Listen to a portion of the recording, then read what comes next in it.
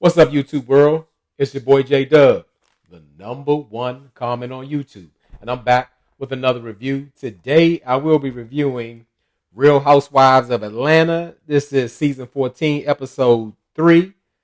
The tea is served. But before we get started, for those who are new to my channel, I do detailed reviews of reality shows, hit most of the important parts, and maybe catch some details you may have not caught. And as I said from the beginning, I am YouTube's number one commenter. So this channel right here is all about the comments. I don't grab for the likes and subscriptions. If you rocking with your boy J Dub, you're going to do that anyway. But those comments, I got to have. I cannot stress that enough because it's not only just for me, because I don't say like, oh, you got to comment to interact with me. But of course, I enjoy doing that. But I want y'all to interact with each other. And who is y'all? Y'all is the Dub fam. You know, the people who've been rocking with me. And I just want that same community that I have with a lot of people that you already see in these comments. That's my YouTube fam. So, you know, we go back and forth, laugh, debate, jokes, all that kind of stuff, just to interact. I mean, and sometimes we're not even talking about exactly what the show, because why?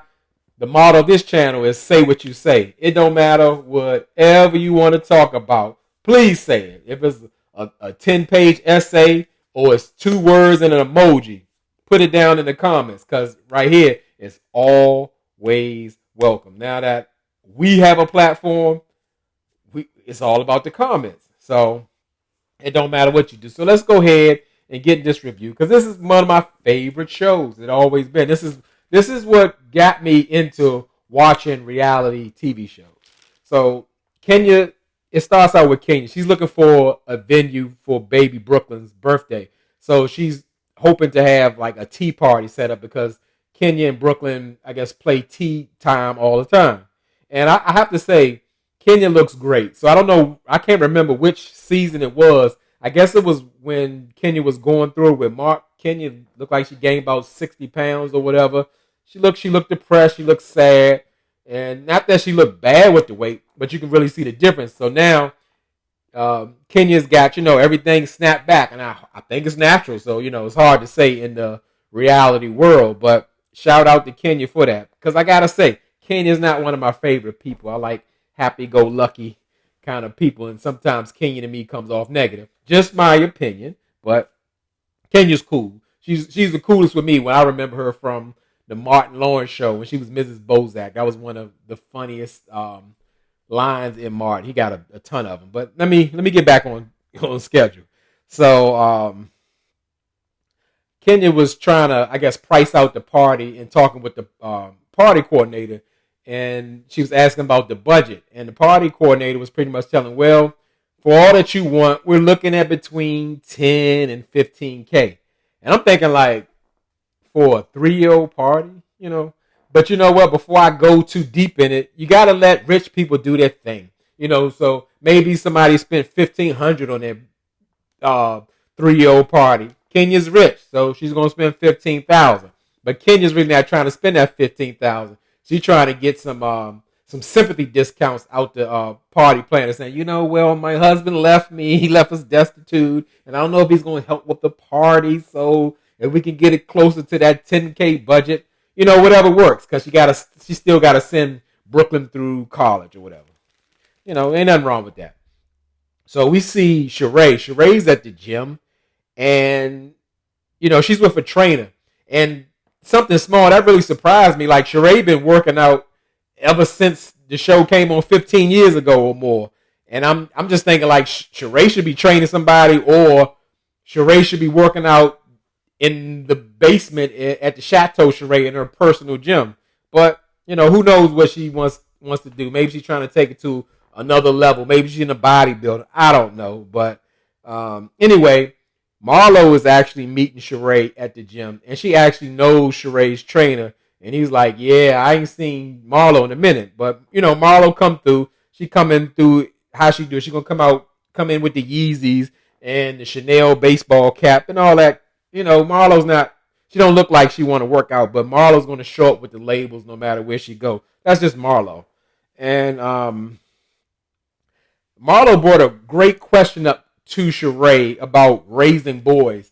And why I say that, and I really wanted to see, I missed last week's show on which Candy put her stance on about people, I guess, relating to her play, how like maybe black children don't have to struggle when they're in new environments, because Marlo's really concerned about, I guess, overdoing it with her nephews, about spoiling them. And in last week's episode, Candy was like, yeah, they can be spoiled or whatever. It just happened that Riley turned out okay. And again, like I said, I like how concerned Marlo is. She wants to really get this right because she took the boys in 3 years ago. And something I can say, that's a real thing. Meaning like going from, what do you call it?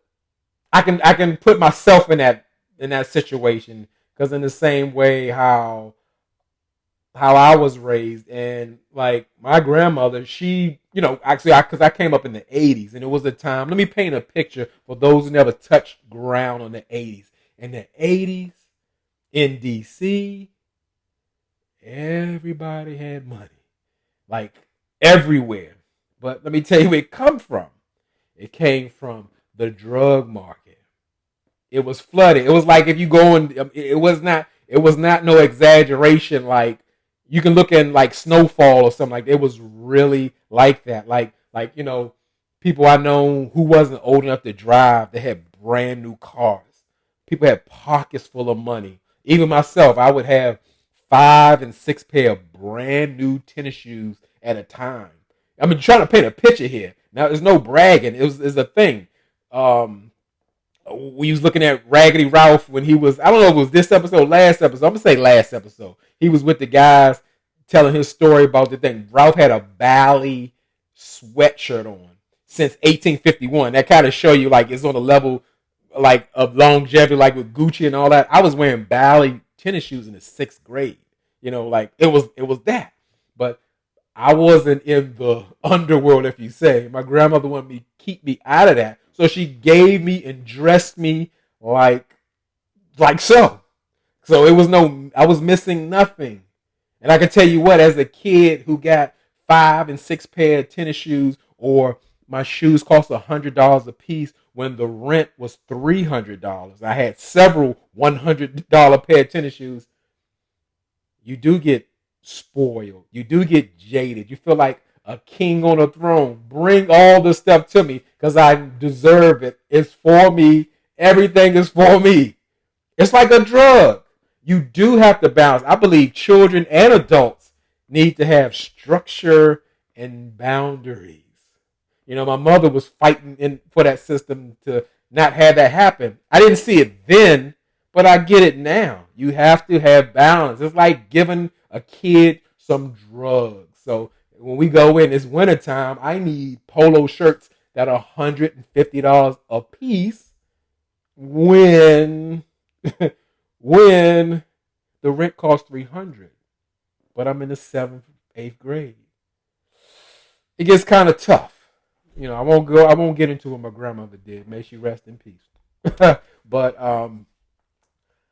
yeah, it's the thing. So going back to what I'm saying, you can give a kid too much. Just because their peers have all this stuff, it doesn't mean that your kid needs to have that too. You do have to teach them the value of things and money, and I would say the reward system. Just not give them any and everything that they want. That's not the way. It's not going to turn out positive. You will be creating a monster. So let me get off on the money rant, because I'm just saying, I can speak that from experience. I just felt like I had to have it, and when I couldn't have it no more, I went crazy. I can tell you that. So yeah, I'm glad that Marlo's she's being proactive. She wants to make sure she's raising the boys right, because they've been through enough. She wants to do the right thing. And so she's trying to get that from Sheree, like, her opinion, because she's asking all the mothers who have boys. And which I said is a great thing. But really, also the big topic is that Drew has been spreading rumors through her assistant, and pretty much saying that Sheree has not been paying the people she deals with. And I mean, that's a real thing. That rumor's been out there all along. While like Chateau Charest took 12 years to build or whatever, it was a thing. She wasn't paying or she was short with money. Even when I think like I can't remember. I think she got a divorce settlement through her ex-husband Bob at one time, even though he had stopped paying child support or whatever. As soon as she got it, she got her brand new Maserati taken from like a judgment lien or whatever. You know, it's a thing. Sheree has known to not do that. But the thing is, what really was the kicker to me, Sheree felt some type of way that Drew told Candy, but Candy didn't tell her. And I'm thinking like the bone collector who go around telling everybody business gets mad when somebody's talking behind her back or don't give her the information. She wants everybody to be a bone collector. You know, I know it's a thing. She known Candy for a long time, but still, how could a bone collector, and speaking of the bone collector, how could anybody have a friend named the bone collector? Like, whatever I say, it's already known that you're going to tell somebody, and then you in my face tell them, yeah, I told all your business. I told you about you and your family and what y'all need and missing and all that kind of stuff. No, I can't talk around nobody like that. But anyway, we go to the next scene. Candy, she's on FaceTime and she's having a meeting about her Broadway play. It's like a I don't know, let's say an all black production in which she's involved with, and it's on Broadway. It's called Thoughts of a Black Man. And just because Candy's involved, I definitely want to go check it out. I don't know anything about it, but yeah, I'm down for it. But we also learned Candy has like a new goal in life. You know, Candy is an overachiever. Candy ain't been to college, but she making all the right business moves, and I'm proud of that.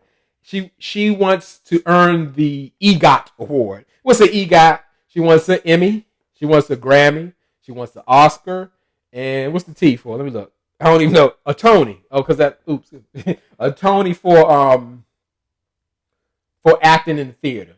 So she already has a G, which is a Grammy, and I think that's a huge goal to strive after. That's amazing because I'm sure nobody has all of that. And who's that talented to get all that in those areas? And if she does it, I mean, that would be amazing. And you know, it is possible, but I hope she gets it. But the thing, it kind of goes left, like when Todd comes into the meeting and he gets to discussing that he has pitched the pilot, but Candy feels a way that she's not on that project because they normally doing everything together. And Todd made a point. He was saying like, I guess pretty much is what he's saying. He wants to pretty much make a name for himself. Like when you see something like, oh, Candy did that, because I guess say Todd is a creative as well. When Candy met him, Todd was actually working in the production of Real Housewives of Atlanta, but he had to quit because there's no fraternizing. You can't be dating a cast member and be a part of production, which makes perfect sense. And Todd made the right choice, which I've never seen it for Todd, but he's no dummy. He suffered through Miss Joyce and the prenups and all that kind of stuff and all kind of different allegations that Miss Mama Joyce was making, but he made it to the end, I guess. So they having this whole conversation about right in front of, I guess, the business partner in production. I thought that was kind of weird. I think they forgot, but I definitely understand Todd's position in that. So we go to we see Drew. Drew's out shopping. She's shopping for baby's Brooklyn party, and you know she's doing it, I guess, as a good sign of good faith that she's trying to put the past with her and Kenya behind and just, you know, get baby Brooklyn a nice gift. And she's with her messy assistant, Anthony, you know. So allegedly, Anthony is Sheree's former assistant. And, you know, Anthony just came right out and said, like, Sheree just ain't paying. There's no reason for him to be around her in her good graces if she ain't paying nothing. And like I said, with Anthony, whether he's telling the truth or not, I believe he is. You can see that Anthony's just trying to become a fixture on Atlanta Housewives. He's too performative. That's what I'm gonna say. So I don't really want to see him no more. But who am I to say that? But while they in the store, Drew gets a call from Sonya, and she's been like in a car accident, and she's like, you could tell like she's shaking up. Her truck has been hit from the rear by a tractor trailer, and not only that, it dragged her down the street, and she was very like afraid and shaking. And I get that because guess what? Not so fun fact. The same thing happened to your boy J Dub, but I wasn't in a car. I was in a slingshot, and a tow truck hit me and lift my slingshot up in the air and dragging me by the front. I could have flipped over and bust my head wide open. But the fact of the matter is, like, you're driving your car and somebody's driving it for you. And it's a terrible feeling. So I get it. I can relate to what she's going through. That's a scary thing because you don't know what's going to happen next. You have no control over your car. But Drew went to get her, and just to make sure she was all right because her husband Ross was out of town, and Drew was just being a good friend, and they had to go pick up her son Lil Deucey. So they go to Sonya's house, and her husband Ross made it from home. I mean, he made it back home because he actually was out of town. Because as I told you, Ross and Sonya had a reality show years ago. It was probably about maybe 5 or 6 years ago, and it was based out of Austin, Texas. I love that show. I guess it didn't get enough ratings, so that's why I didn't stay on. But it was great. So we find out Ross is actually dealing with their business that they had before, like in luxury limo chauffeur type of situation. And it's good to see that Ross is still busy after retiring from the NFL, because that could really be a thing. That affects a whole lot of marriages. Even going to the Real Housewives, I can say Real Housewives, Love and Marriage, DC, with Monique Samuels and her husband. Like, the dynamic change when your pro athlete spouse has to like live with you all the time. It really gets messy for a lot. A lot of people can't make it through. But Sonya and Ross seem like they have it together, other than they have a little disagreement about is it time to have a baby. And I gotta say that there's son Lil Deuce. He look like a little grown man. He's like a character. He's like so funny. He's like the star of the show. And this is the first time I'm seeing him, but I really want to see more of them on camera. I don't want Sonya to be the Junior Bone Collector though. So it's the day of baby Brooklyn's party, and Kenya pulled out all the stops. She's there and she's waiting on everybody. Like, everybody's like pretty late, which I think is it's kind of rude, especially when you paying by the hour to be somewhere for the people, and people feel like it's okay to show up fashionably late. But I still question the party. I'm like, is all this done for kids? Because everything is, all this wonderful wine and drinks and all this conservative costume stuff. They're not into that. But I can say once everybody got there, I mean, they were looking like they were on point with the dress code. Even Sheree, surprisingly, I thought she was going to show up in her joggers. Sheree's outfit even looked great. They had the whole tea party vibe going on. Who didn't have the vibe going on, even though she wasn't a cast member, I heard she was supposed to be, was Monyetta, the former, well, she ain't the former, but she's Neo's kid's mother. She had 2 kids by Neo. Backstory: while Neo was with her, he made her get her tubes burnt so they can continue their relationship. She did. He left her, married somebody else, and got 2 more kids. Did her dirty. I think she's married now, so I'm glad she made it out. I don't know if he got as much money as Neo, but that was dirty. I would never forget that. That was just something terrible. But like I said, everybody was on point except Monyetta, but she's not a part of the cast. And where the party kind of went wrong, Kenya had some great idea to play like a shady tea game in a kids party. So, it didn't take long for it to go left. And, the game is you're supposed to write down like some type of tea you heard about somebody else, whether it's true or not or whatever. And, the first one didn't disappoint. Come right out. Candy, read it. Candy sucked D in a locker room. And Candy was confused and she was upset, and rightfully so. But nobody would confess. They doing it, what do you call it? The portion mama. Who said that? Who said that? Ain't nobody say that. Nobody confessed, but Kenya threw a little shade at Kane and said, well, you were so late, so we can't even continue or whatever. So we got to move on to the next one. And it just got real messy, especially in the confessions, because Candy gonna see that about them talking about her sucking D in the locker room, but that'll come up for the reunion. So it gets into a situation where it comes up a question about Marlo, like her website is down and you can't order for nothing. And Marlo got it straight and pretty much said that, it's the thing where you got to email us and we'll send you a questionnaire and we'll let you know if we want to deal with you. That kind of situation. But Kenya really wrote that, being shady for real. And so Kenya took it upon herself to, I guess, kind of just kind of bring up or clear the air about her and Marlo and their beef about the archive situation and all that. And then a card came up about Sheree not paying her assistant, and we come to find out Drew wrote that. And Sheree, Sheree is quite offended, and she's telling like Drew, like, listen, Anthony has never been my assistant, and Drew kept coming like, well, that's why he didn't get paid, because he wasn't your assistant or whatever. So it just went it got uglier and uglier from there. Even somebody, I guess one of Sheree's friend who came with her and said like, hey, y'all, that guy Anthony, y'all talking about the guy who said that her husband was gay. And everybody like, ooh, even Sheree like, abort, don't say nothing. Everybody like, oh my God, why did this lady say this? And it appeared, I'm going to give Drew this one. I'm going to say she kind of blacked out. She ain't hear nothing but when she heard that, like, you calling my husband gay. She's like, don't stop talking. Don't you say nothing. Don't you ever talk about my husband like that.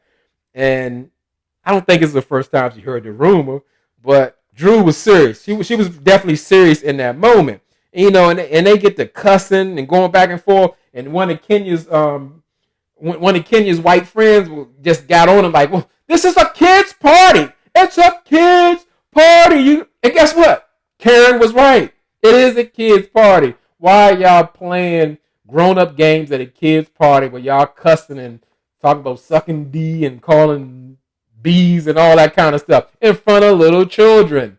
Why? So Karen did have a point, but it got funnier and funnier. And Marlo was like, Kenya, don't fight your white friends no more. They don't get it. But it was one of her white friends sitting next to her. He's like, oh, but you good. And even high-fived the little girl, which was hilarious. And this shows you why Marlo deserves her peach. Even Sonya got in it. She told the lady, go, lady. Just go. She wanted her out of there. So it was just like, it was off the chain. It was just chaos. And even they shutting the party down or whatever, it still never like really cooled down. So while we can say it was semi-cool, when they was walking out the door, Marlo had, what did she bring up? Marlo brought up a situation with, dealing with Drew, when Drew has a problem with Sheree not telling her that she thought her husband was gay, and they just went back and forth, and it was just going way left, and then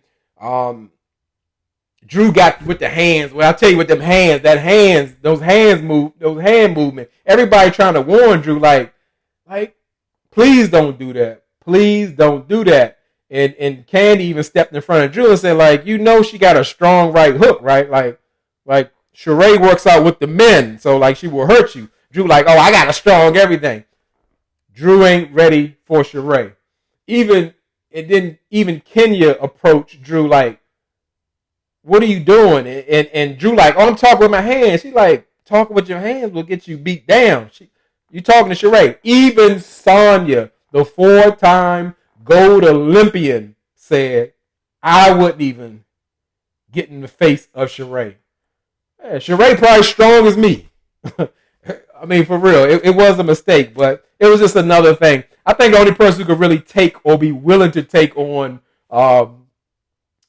take on Sheree for real would be Marlo, because they had that scene where I can't remember that scene because Sheree been back on so much, but they was talking about Sheree having one Rolex and they got in their face, doobity-doo, and all that. That was hilarious, but it was just all a mess, just a bad idea. You know, it ended cute with the pictures or whatever, but that party was a disaster. And I just, hey, it was messy. I liked it. I'm with Karen. That shouldn't have been happening at the kids' party, but we'll see. Again, so this episode I really did enjoy. As I said, this is the first show that got me into reality shows, and it didn't disappoint. And I hope it continues in this manner. I'm starting to like everybody in the dynamic. So we're gonna see.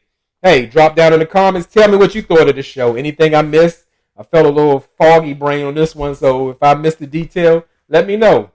And keep rocking with me. And as I tell y'all could be anywhere in this YouTube world, but you're here with me. I really appreciate it, and I really mean it.